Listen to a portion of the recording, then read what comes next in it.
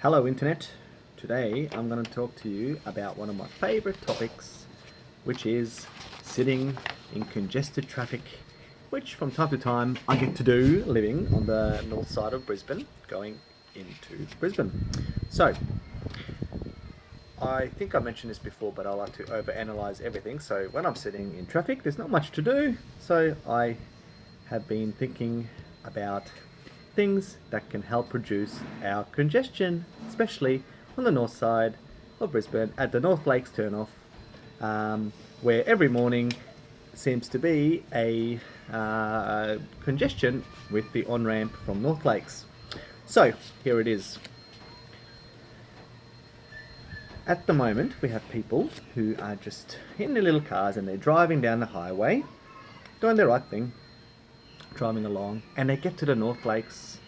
First of all, before you get to North Lakes, there's lovely big signs that say, "Congestion ahead, be careful." And that's wonderful. Thank you for letting us know. But nothing is said about what we can do about congestion. So I have decided to make this video to maybe have people think a little bit about what we can do when there's no accident, there's no reason, we just have a congested build-up because of the on-ramp onto the highway. So I've drawn a little picture to help explain what I'm talking about.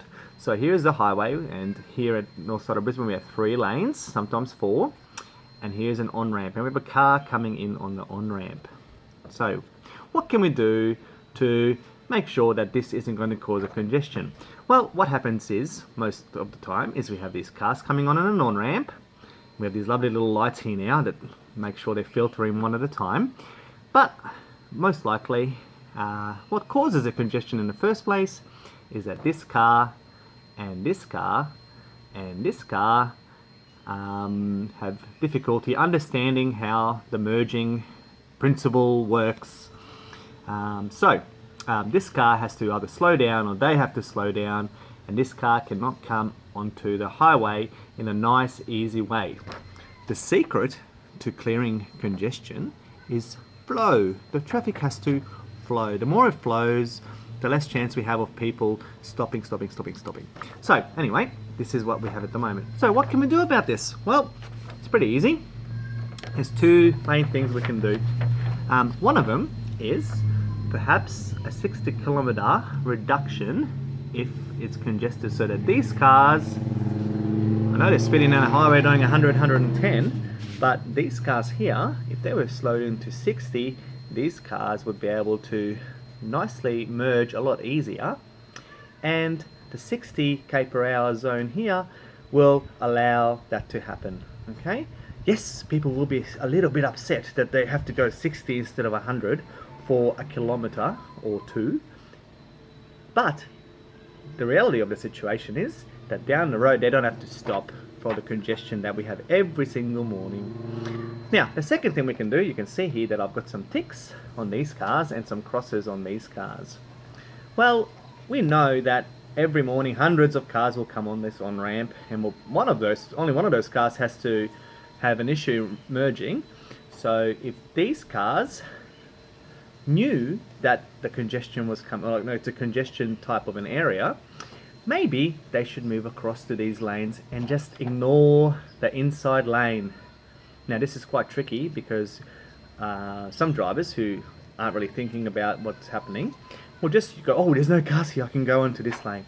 But what that does is you will create an issue for these cars trying to get onto the on-ramp. Okay, so the idea is that before we get to that turn-off, we have a 60 km per hour speed limit, maybe 80, I don't know, whatever speed works. We need to do a trial, obviously. And this lane here either needs to be shut off, or this lane here needs to be used less frequently. So if everyone knows that we need to use these 2 lanes, stay out of this lane, these guys can merge nice easily. All it would take is one sign to say, "Please use the far right lanes for the next 3 kilometers." And guess what? These cars can just lovely merge on to the ramp. Okay, so that's the first thing. Second thing is, sometimes the unavoidable happens and we have congestion, as we do every single morning at North Lakes. Here is an example of what happens. This car's all sitting here just sitting in, like going very, very slowly, or standing still. So, again, I've overanalyzed this situation as well, and here's what I've come up with. I will have a little disclaimer here. I'm really lucky that no one has come out and try to smash me at all. Bit of road rage, but anyway, hopefully if I can spread the message, maybe this will be the common the common thing, and people will adopt it. Okay, so first thing I will ask you is, during congestion, what can you do? All right, there's cars in front of you, they're all sitting there, or they're all going very slowly. What can you do about the cars in front of you? That's right, nothing. You can't do anything about the cars in front of you. However, if you come to the realization that you can help clear the congestion by thinking about the drivers behind you. Okay, so let me show you what I mean by that. So if you're sitting in congested traffic, this is what I've been doing recently. Okay, so I have two aims when I'm sitting in congestion. The first one is to, keep rolling. So to do that, to keep my car rolling at all costs, I increase the gap to the car in front of me by 100 meters, roughly. Sometimes 100 meters. Sometimes I'll even further if I need to. I'll tell you why I do that. So, two things. We have our naughty drivers who like to swerve and come in front of people. So, what it does is, if I leave this gap, this guy here, who speeds up really fast and slams on the brakes to get behind the car in front, if they see that there's a gap, I have neutralized this person from reducing the flow of traffic by letting them into this gap here. Okay, now because I've got a massive gap, that means I keep flowing, and what that means is the cars behind me can keep flowing as well. Okay, so I can neutralize those guys that merge. The second thing that I do is, some of these guys, right, even if they're just normal drivers, they're right up the next car, really close, and they put on their brakes. If I can keep flowing before these guys these guys are stopped or have their brakes on, if I can just keep flowing and the guys behind me keep flowing, cars behind me keep flowing, then these guys might have a stop or a break, but they get moving again. And because I've got this massive gap and my aim is to keep rolling, I've basically cancelled one set of stoppage in the congestion.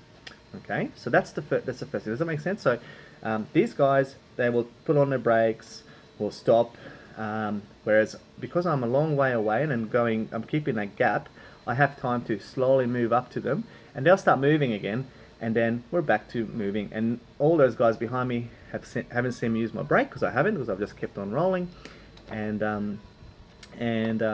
people behind me benefit from that. Do I benefit from that? No. Okay, I really don't. Now sometimes people go, oh yeah, but these people will go in front of you. Oh no. Let's look at the reality. We're going 10, 20 k's an hour max, or we're standing still. One car, when we're back into flowing traffic, into normal traffic, how long does it take to go one car's length at 100 k's an hour? 0.06 of a second. All right, so you're not really losing out on massive amounts of time, but what you've done is you've helped the people behind you, let the traffic flow.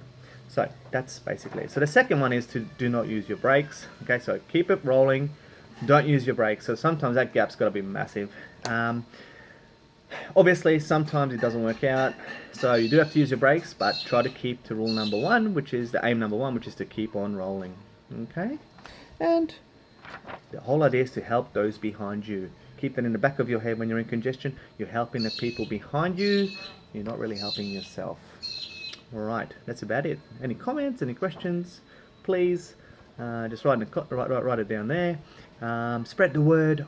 I know it works. I've seen it work. I have people who've seen me do it and have gone into the lane next to me and have done it with me. I understand, like coming to the realization that it does actually work for those behind us, because we kept on rolling rather than stop, start, slowing everyone down behind us. Okay, so the more people that do this, the easier we can start clearing the congestion. Okay, obviously when we get into the cities, can't do much about those because we are all bottlenecked up all the way. But when it's just a simple on-ramp and there's no reason to have any congestion, then yeah, think about this one. Okay, move over to the other lanes, slow down before you get to the area, and think about this gap and these things to clear congestion. All right, thanks everybody.